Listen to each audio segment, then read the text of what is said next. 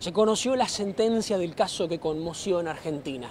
La causa que investiga el homicidio a Fernando Báez Sosa, el joven de 18 años que cuando en 2020 se fue de vacaciones con sus amigos a la salida de una discoteca en la ciudad bonaerense de Villa Gesell recibió una golpiza por parte de 8 también jóvenes que terminaron con su vida.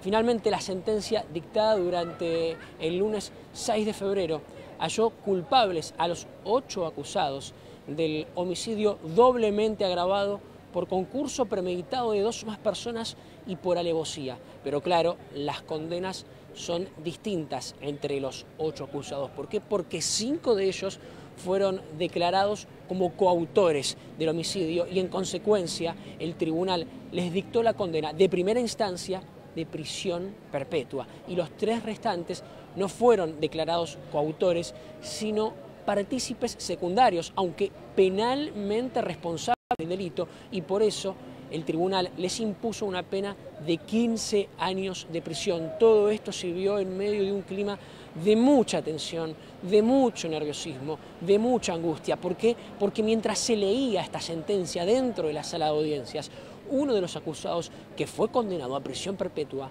Máximo Thompson, se desmayó, se desplomó, cayó sobre su silla y por eso la lectura del veredicto tuvo que ser interrumpida. Luego se retomó, pero claro, en ese momento se pidió que la sala de audiencias quedara vacía, solamente quedaron 7 de los 8 condenados en este momento, su abogado defensor, los abogados de la querella, la familia de Fernando Báez Sosa, la fiscalía y los 3 jueces del tribunal.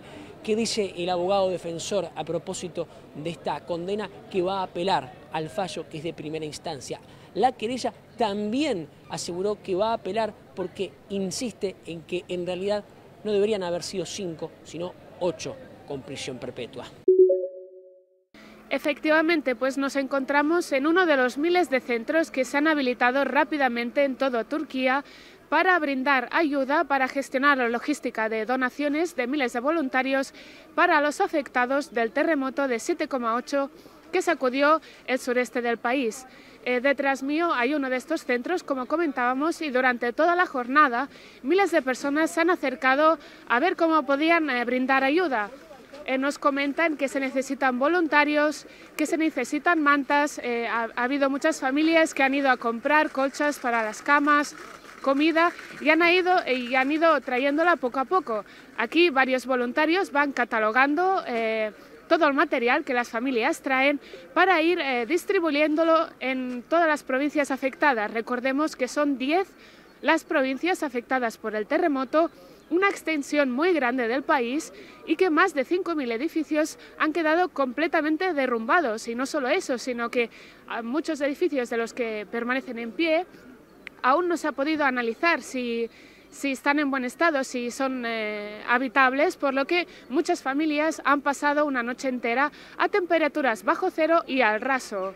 También nos comentan que muchas familias han traído tiendas de campaña para que los afectados no pasen otra noche al descubierto. Desde Turquía, Lara Villalón para Telearuba.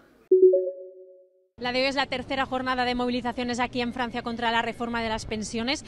El gobierno planea retrasar la edad de jubilación desde los 62 actuales hasta los 64 años, una idea que genera mucho rechazo en la calle. Los sindicatos consideran que va a tener una incidencia negativa, especialmente entre las personas que empezaron a trabajar desde muy jóvenes, que tienen carreras muy largas, y también entre las mujeres.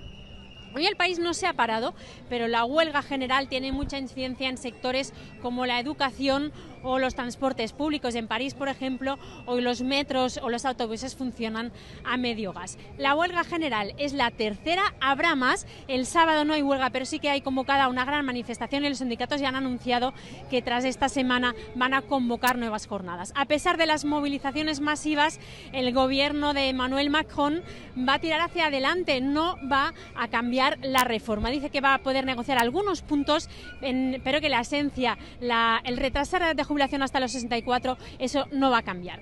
No tiene el gobierno mayoría en la Asamblea, pero sí podría aprobar la reforma de las pensiones con los votos a favor de la derecha moderada, de los republicanos. Veremos qué pasa en las próximas semanas. Ayer se empezó a debatir el proyecto de ley en la Asamblea Nacional y fue una sesión muy crispada, con mucha tensión.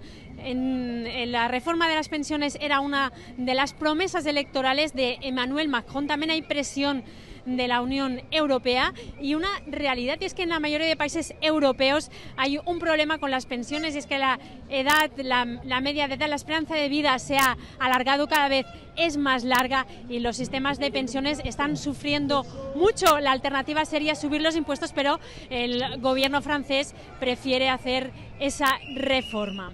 Desde París, Francia, Laia Forés para Telearuba.